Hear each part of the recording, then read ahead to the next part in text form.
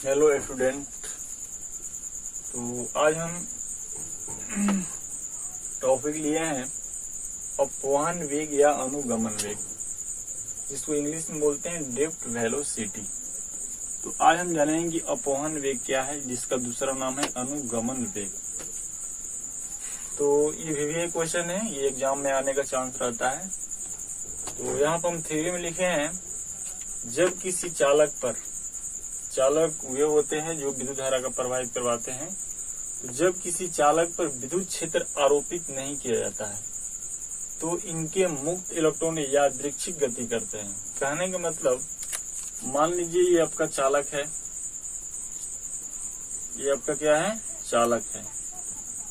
अब इस चालक को हम किसी बैटरी से नहीं जोड़ते हैं। तो आप जानते हैं कि किसी भी चालक में मुक्त इलेक्ट्रॉन होते हैं। कहने का मतलब इसके अंदर क्या है, ये भी इलेक्ट्रॉन इसमें है, ये इलेक्ट्रॉन है, ये इलेक्ट्रॉन है, यानी मुक्त इलेक्ट्रॉन है।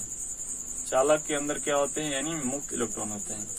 तो कहने का मतलब, जब चालक के अंदर मुक्त इलेक्ट्रॉन होते हैं, तो जब हम इसको किसी बैटरी से जब नहीं जोड़ते हैं तो इसके जो मुक्त इलेक्ट्रॉन होते हैं यादृच्छिक गति करते हैं। यादृच्छिक कहने का मतलब जिग जैग, रेंडम मोशन करते हैं। कहने का मतलब एक इलेक्ट्रॉन इधर गति करेगा तो एक इलेक्ट्रॉन इधर गति करेगा, एक इलेक्ट्रॉन इधर गति करेगा तो एक इलेक्ट्रॉन इधर गति करेगा। कहने का मतलब जैसे तैसे इसका गति होता है। कहने तो इसका जो गति है जैसे तैसे होता है। कहने का मतलब जिग जैग होता है। एक इलेक्ट्रॉन इधर गति कर रहा है तो एक इलेक्ट्रॉन उसके जस्ट विपरीत कर रहा है। तो कहने का मतलब, जब हम इस चालक को किसी बैटरी से जब नहीं जोड़ते हैं तो जो इलेक्ट्रॉन का जो गति होता है उसका गति जो होता है जैसे तैसे होता है, जिग जैग होता है, जहां तहां उसका गति होता है।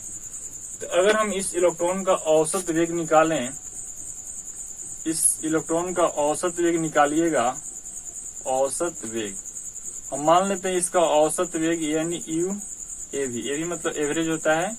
यू ए भी इज इक्वल टू, पहले इलेक्ट्रॉन का औसत वेग U1 मान लेते हैं, दूसरे इलेक्ट्रॉन का औसत वेग U2 मान लेते हैं, और तीसरे का U3 और चौथे का U4 डॉट डॉट, यानी हम n इलेक्ट्रॉन मान लेते हैं, यानी UN तक, यानी n इलेक्ट्रॉन तक हम इसका औसत वेग मान लेते हैं। अब n इलेक्ट्रॉन तक लिए हैं तो औसत वेग निकालते हैं, तो जितने इलेक्ट्रॉन लेते हैं उतने से भाग लगाते हैं, यानी n। अब देखिए औसत वेग यानी ये भी बराबर इसका आएगा, यानी 0। यानी 0 क्यों आएगा, क्योंकि यहाँ पर देखिए एक इलेक्ट्रॉन इधर गति कर रहा है तो एक इलेक्ट्रॉन इसके जस्ट विपरीत कर रहा है। तो कहने का मतलब ये जो यादृच्छिक गति करते हैं ये एक दूसरे को कैंसिल कर देते हैं और वहां पर उसका नेट यानी औसत वेग क्या आ जाता है, यानी 0 आ जाता है। ये एक दूसरे को इलेक्ट्रॉन क्या करते हैं, कैंसिल कर देते हैं। तो यहाँ पता था कि जब हम इसको बैटरी से नहीं जुड़े थे तो इसका औसत वेग 0 आया है। अब हम क्या करते हैं, इस चालक को हम एक बैटरी से जोड़ते हैं। अब इस चालक को हम क्या करेंगे, एक बैटरी से जोड़ते हैं, देखते हैं क्या होगा। इस चालक को हम एक बैटरी से जोड़ते हैं, ये आपका प्लस है और ये आपका माइनस का आवेश। तो यहाँ पर प्लस उत्पन्न होगा और यहाँ पे माइनस। इसके अंदर ये मुक्त इलेक्ट्रॉन होते हैं, ये मुक्त इलेक्ट्रॉन है आपका, ये भी मुक्त इलेक्ट्रॉन है, ये भी और ये भी। अब देखिए आप जानते हैं कि प्लस और माइनस के बीच में आकर्षण होता है। तो इस चालक के अंदर हम इस चालक को किसी बैटरी से जोड़ दिए। अब देखिए ये चालक के अंदर जो भी मुक्त इलेक्ट्रॉन है ये प्लस की ओर जाने के लिए कोशिश करेंगे। कहने का मतलब ये सभी इलेक्ट्रॉन प्लस की ओर आकर्षित होंगे। ये भी इलेक्ट्रॉन प्लस की ओर, ये भी इलेक्ट्रॉन प्लस की ओर। कहने का मतलब जो इलेक्ट्रॉन का डायरेक्शन होगा एक ही दिशा में होगा। ये जो प्लस है इस इलेक्ट्रॉन को अपने ओर आकर्षित करेगा। तो हम आपको पिछले चैप्टर में बताए थे कि विद्युत क्षेत्र का जो डायरेक्शन होता है प्लस से माइनस की तरफ होता है। ये आपका क्या है, विद्युत क्षेत्र। तो हम ये भी कह सकते हैं कि जो विद्युत क्षेत्र है माइनस इलेक्ट्रॉन को अपने दिशा के विपरीत बल लगा रहा है। देखिए विद्युत क्षेत्र इधर जा रहा है तो इस इलेक्ट्रॉन को विद्युत क्षेत्र अपने दिशा के विपरीत बल लगा रहा है। कहने का मतलब विद्युत क्षेत्र का डायरेक्शन इधर है तो ये विद्युत क्षेत्र इस इलेक्ट्रॉन को अपने दिशा के विपरीत बल लगा रहा है, मतलब दिशा के विपरीत अपने ओर आकर्षित कर रहा है। तो थ्योरी में हम यही लिखे हैं, जब इसका औसत वेग निकालिएगा तो इसका औसत वेग जब हम इस चालक को बैटरी से जोड़ दिए तो इसको हम मान लेते हैं V मतलब एवरेज हो गया। अब इसको हम E1 माने थे, जब हम इस चालक को बैटरी से नहीं जोड़े हैं तो E माने हैं। अब इस चालक को हम बैटरी से जोड़ देते, इसको हम V1 मान लेते हैं। VAB एवरेज होगा, तो इसका हो जाएगा मान लो पहले E1 माने हैं तो यहाँ पर V1 हो जाएगा, V2 हो जाएगा और V3 और प्लस डॉट डॉट मान लेते हैं यानी Vn तक, यानी n इलेक्ट्रॉन तक बाटा में n। अब देखिए यहाँ पर औसत वेग इसका मान 0 नहीं आएगा, क्योंकि जो इलेक्ट्रॉन का डायरेक्शन है एक ही दिशा में हो गया, तो इसलिए इसका 0 नहीं आएगा। बराबर में आएगा आपका Vd क्या है आपका अपवहन वेग, यही आपका क्या है अपवहन वेग, ये क्या है आपका अपवहन। जब इसको हम बैटरी से जोड़ दिए तो इस इलेक्ट्रॉन को ये प्लस क्या किया, अपने ओर आकर्षित किया, तो यहाँ पर विद्युत क्षेत्र उत्पन्न हुआ। अब ये विद्युत क्षेत्र जहाँ उत्पन्न होता है तो हम कह सकते हैं कि इस इलेक्ट्रॉन को विद्युत क्षेत्र अपने दिशा के विपरीत बल लगा रहा है। तो इसका औसत वेग आ जाएगा V1 plus V2 plus V3 plus dot dot Vn तक, n इलेक्ट्रॉन तक लिए हैं तो बाटा में n से डिवाइड लगाएंगे, यानी बराबर में आ गया Vd क्या है आपका अपवहन वेग है। तो थ्योरी में यही लिखे हैं, पढ़ते हैं इसको नोट कर लीजिएगा। जब किसी चालक पर विद्युत क्षेत्र आरोपित नहीं किया जाता है, कहने का मतलब ये आपका चालक है, इस पर विद्युत क्षेत्र मतलब अब बैटरी नहीं लगाए हैं, कोई बैटरी इस पर नहीं लगाए हैं, यानी विद्युत क्षेत्र आरोपित नहीं किया जाता है, यानी बैटरी नहीं लगाया जाता है, तो इनके मुक्त इलेक्ट्रॉन, ये क्या है मुक्त इलेक्ट्रॉन यादृच्छिक गति कर रहे हैं। यादृच्छिक मतलब रेंडम मोशन, जैसे तैसे गति कर रहे हैं। इस यादृच्छिक गति के कारण इन मुक्त इलेक्ट्रॉनों का औसत वेग शून्य होता है। देखिए इसका औसत वेग निकाले हैं तो क्या आया है, यानी शून्य आया है। क्यों? क्योंकि ये इलेक्ट्रॉन एक दूसरे को कैंसिल कर दे रहे हैं, इसलिए इसका 0 यानी शून्य आ रहा है, शून्य होता है। किंतु जब चालक को देखिए, जब चालक को, ये आपका चालक है, चालक को बाह्य विद्युत क्षेत्र मतलब कोई बैटरी लगाते हैं, बाह्य विद्युत क्षेत्र से जुड़ा जाता है। देखिए एक बैटरी से हम जोड़ दिए, बाह्य विद्युत क्षेत्र से जुड़ा जाता है, तो विद्युत क्षेत्र मुक्त इलेक्ट्रॉन पर, देखिए यहाँ पर विद्युत क्षेत्र उत्पन्न हो रहा है, तो यहाँ पर विद्युत क्षेत्र मुक्त इलेक्ट्रॉन पर, ये आपका क्या है मुक्त इलेक्ट्रॉन है, मुक्त इलेक्ट्रॉन पर एक निश्चित दिशा में बल लगाता है। कहने का मतलब इस इलेक्ट्रॉन को अपने ओर आकर्षित कौन कर रहा है, यानी प्लस, जो कि विद्युत क्षेत्र मुक्त इलेक्ट्रॉन पर एक निश्चित दिशा में बल लगाता है। इस बल के कारण इन मुक्त इलेक्ट्रॉनों को वेग प्राप्त होता है। देखिए V1 V2 प्लस V3 वेग प्राप्त होता है, जिसका औसत वेग शून्य नहीं आता है। इसका औसत वेग शून्य नहीं आएगा क्योंकि एक दूसरे को ये कैंसिल नहीं कर रहे हैं, इसलिए Vd क्या है आपका अपवहन वेग। तो जो हम यहाँ पर समझाया इसको थ्योरी में लिख लीजिएगा, ये आपका डिफिनेशन है। अगर आ गया कि अपवहन वेग क्या है या अनुगमन वेग, तो इसको लिखना है आप लोग को, और इसको नोट करना है तो नोट भी कर सकते हैं कि जब हम इसको बैटरी से नहीं जोड़े हैं तो उस समय इसका औसत वेग आया है 0, जब इस चालक को हम बैटरी से जोड़ दिए तो उसका औसत वेग आएगा यानी Vd। और Vd क्या है आपका, Vd आपका अपवहन वेग है। तो अब हम देखेंगे डेरिवेशन इसी का अपवहन वेग का, तो यहाँ तक आप लोग नोट कर लीजिए।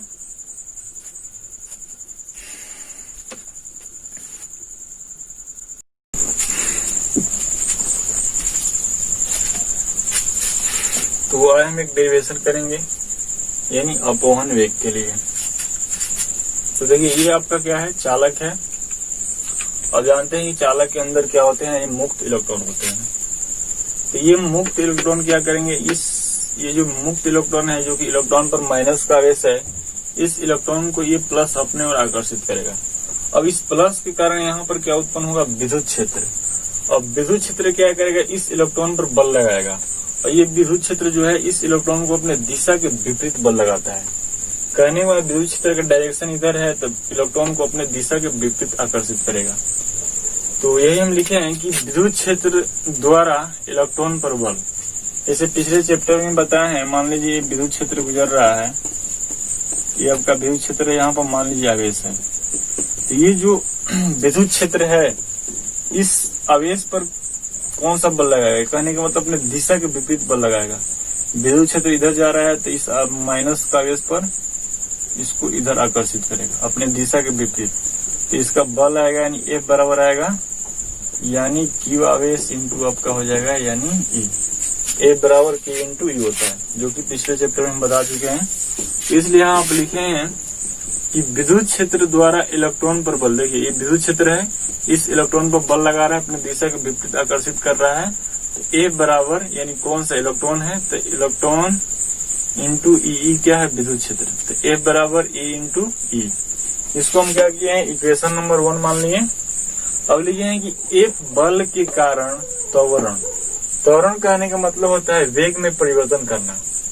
एफ बल के कारण त्वरण कहने का मतलब जब हम चालक में बैटरी नहीं लगाए हैं तो उसका वेग क्या था, U1 U2 और U3 है। और जब उस चालक में हम बैटरी लगाते हैं तो पता है आपको कि V1 V2 और V3 उसका वेग हो जाता है। तो वही लिखे हैं, एफ बल के कारण त्वरण के लिए सूत्र होता है एफ बराबर ए में। अब यहाँ से ए का मान निकाल लीजिए, तो ए बराबर एफ ऊपर चल जाएगा एफ बटा में एम। अब ये हो गया आपका ए बराबर एफ बटा में एम। अब इक्वेशन नंबर 1 में एफ का मान हम यहाँ पर रख दिए, तो आ गया ए का मान ए बराबर माइनस ई बटा में एम, जहाँ ई क्या है आपका इलेक्ट्रॉन है और ई जो है विद्युत क्षेत्र है और एम है जो है इलेक्ट्रॉन का मास है। तो यहाँ पर हम लिखेंगे कि यह त्वरण ए क्या है आपका त्वरण है, जो कि ए क्या करता है, वेग में परिवर्तन करता है। तो यह त्वरण ए वेग U1 U2 और U3 डॉट डॉट UN से V1 V2 और V3 डॉट डॉट VN कर देता है। कहने का मतलब जो ये त्वरण है, पहले स्टार्टिंग में जब हम बैटरी नहीं लगाए थे तो उसका वेग क्या था, U1 U2 और U3 था, और उससे क्या कर दिया, उस वेग में परिवर्तन कर दिया, कौन, त्वरण, जो कि V1 V2 और V3 कर देता है। इसमें समय क्रमशः T1 T2 dot T3 dot dot TN लगता है। तो मतलब समय दिया हुआ है इसमें। तो इसको आगे हम करते हैं। अब जानते हैं कि गति के प्रथम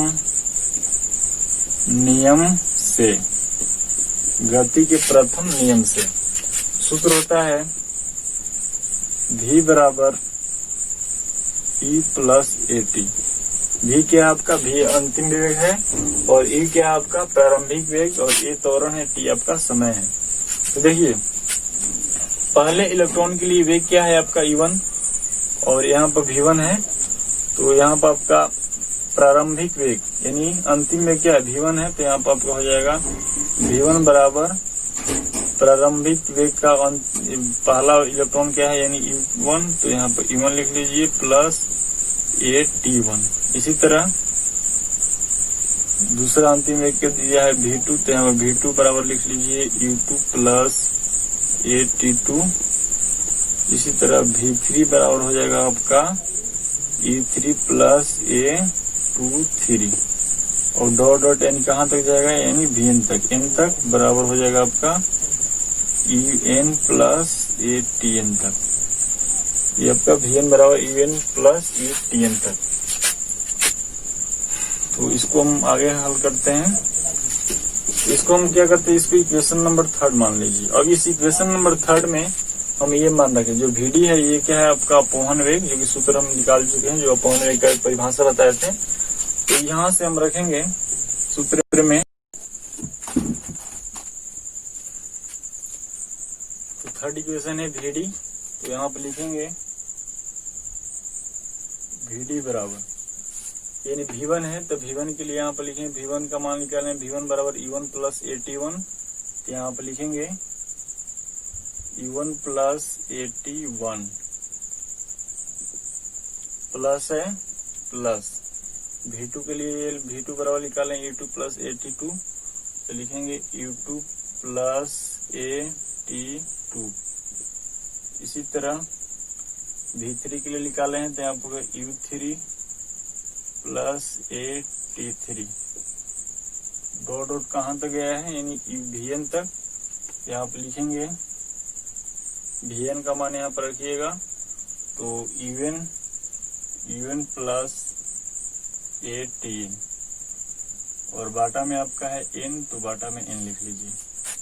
अब यहाँ से हम क्या करते हैं, U1 U2 और U3 और UN को बाहर करते हैं, कॉमन लेते हैं, तो आप लिखेंगे VD बराबर U1 plus U2 plus U3 plus dot dot यानी UN, अब प्लस अब क्या करते हैं 81 और 82 और 83 को अलग करते हैं, तो ये हो जाएगा 81 plus 82 plus 83 plus dot dot आपका कितना हो जाएगा 80n तक, और बाटा में है आपका यानी n। अब यहाँ पर हम क्या करते हैं, इसमें से हम a कॉमन लेते हैं, तो यहाँ पर लिखेंगे VD बराबर U1 plus U2 plus U3 plus dot dot यानी इवन, और इसमें अलग से n से दोनों में भाग लगेगा, यानी U1 plus U2 plus U3 plus even तक है, तो इसमें n से भाग लगा दीजिए, और प्लस इसमें भी भाग लगेगा, तो एक कॉमन लीजिएगा, तो यहाँ पर होगा T1 plus T2 plus T3 plus dot dot यानी Tn तक, और इसमें भी आपका n से भाग लग जाएगा।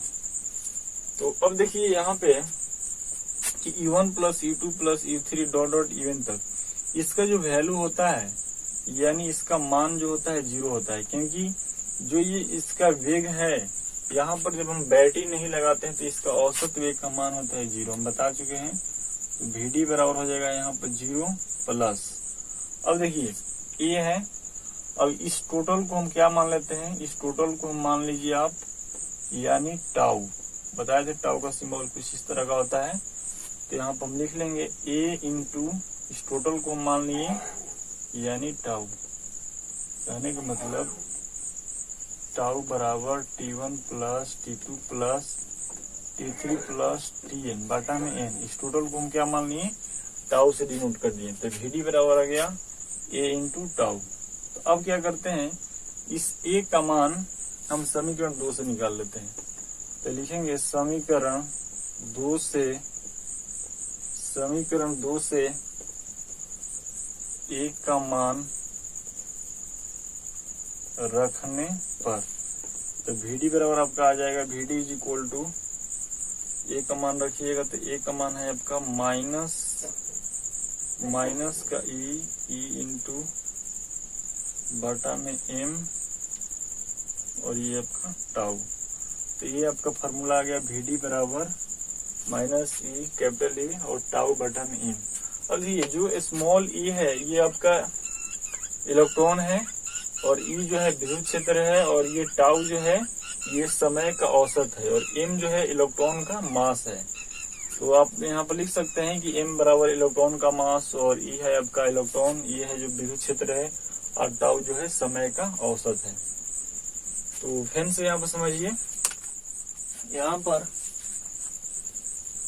कि यह त्वरण A वेग, कहने का मतलब E1 से V1 हुआ T1 समय में, इसलिए V1 बराबर सूत्र V1 बराबर E1 प्लस AT1, U2 से हुआ यानी V2, यानी वेग में परिवर्तन हुआ, U2 से V2 हुआ यानी कितने समय में T2 समय में, इसलिए V2 बराबर हो गया E2 प्लस AT2, और यहाँ देखिए E3 जो हुआ यानी E3 जो हुआ V3, मतलब E3 से V3 बना, यानी ये क्या है, ये एक वेग है क्योंकि त्वरण है जो कि वेग में परिवर्तन करता है, तो E3 से V3 बना यानी T3 समय में, और Vn से Vn बना यानी Tn समय में, तो इसलिए यहाँ पर लिखे हैं V2 बराबर ये और V3। अब जिसका मान क्या किए हैं, इसको हम थर्ड इक्वेशन माने हैं, इस थर्ड इक्वेशन में V1 V2 और V3 का मान रख दिए, तो VD बराबर V1 का मान रख दिए, V2 और V3 का मान, और इसको क्या किए U1 U2 और U3 को अलग कर दिए, और प्लस में AT1 AT2 और AT3 plus dot dot ATN को अलग कर दिए। और इसमें क्या किए कि E1 प्लस E2 और E3 इवन बाटा में यानी n से डिवाइड लगा दिए, दोनों में भाग लगेगा, तो इसमें भी भाग लगा दिए, और इसमें से हम एक कॉमन ले लिए। अब देखिए इसका जो टोटल मान होता है 0 होता है यानी 0 होता है, तो 0 यहाँ पर रख दिए, प्लस A इंटू है। अब इस टोटल को औसत यानी समय का औसत का हम मान लिए टाउ से डिनोट कर दिए, तो यहाँ पर हम लिख दिए A इंटू टाउ। अब समीकरण 2 से A का मान रखने पर, समीकरण 2 से A का मान है, अब A का मान यहाँ पर हम रख दिए A की जगह पर, तो यहाँ पर आ गया सूत्र VD बराबर minus E into E tau बटा में M। तो यहाँ पर आप लोग लिख सकते हैं कि E जो है आपका इलेक्ट्रॉन है, और E जो है विद्युत क्षेत्र है, और टाउ जो है समय का औसत है, M जो है इलेक्ट्रॉन का द्रव्यमान है।